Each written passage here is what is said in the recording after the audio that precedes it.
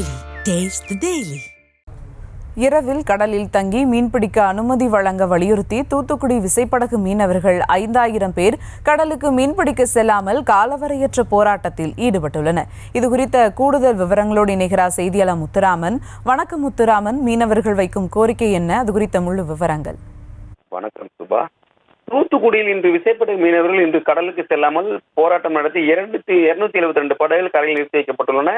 தூத்துக்குடி மாவட்ட கடல் பகுதியில் கேரளா மீனவர்கள் மீன்பிடிக்கும் போது அவர்களுக்கு தூத்துக்குடி மீனவர்களுக்கும் இடையே தகராறு ஏற்பட்டு அடிக்கடி தொழில் பாதிக்கப்பட்டு வருகிறது. இந்நிலையில் தூத்துக்குடியில் 11 விசைப்படகுகள் மீது மீன்வளத்துறை மற்றும் காவல்துறை மூலம் போடப்பட்ட வழக்கை பலமுறை சந்தித்து பேசி வழக்கை முடிக்காதை கண்டித்தும் மற்றும் முன்னாள் மாவட்ட ஆட்சித்தலைவராக இருந்த செந்தில்ராஜ் தலைமையில் அப்போது அமைக்கப்பட்ட வருவாய்த்துறை, காவல்துறை, மீன்வளத்துறை பரிந்துரைப்படி மாற்றுத் தொழிலுக்கு உத்தரவை வழங்காத காரணத்தை கண்டித்தும் இன்று முதல் அனைத்து விசைப்படகும் காலவரையற்ற வேலைநிறுத்தம் செய்யப்பட்டுள்ளது. அனைத்து விசைப்பட உரிமையாளர் கூட்டமைப்பு மற்றும் தொழிலாளர் கூட்டமைப்பு சார்பாக இந்த போராட்டத்தை அறிவிக்கப்பட்டுள்ளது. இதைத் தொடர்ந்து இன்று தூத்துக்குடியில் விசைப்படகு மீனவர்கள் 5000 பேர் கடலுக்கு மீன்பிடிக்க செல்லும். இதனால் மொத்தம் இந்த தூத்துக்குடி மீன்பிடி விசைப்படகுகளில் 272 விசைப்படகுகள் கரையில் நிறுத்தி வைக்கப்பட்டுள்ளன. எங்களுடைய வாழ்வாதாரம் பாதிக்கிறது, இதுக்கு நிரந்தர தீர்வு ஏற்பட வேண்டும் என கூறுகின்றனர். Subha,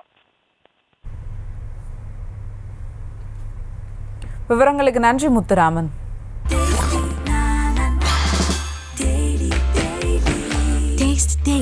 Taste the Daily.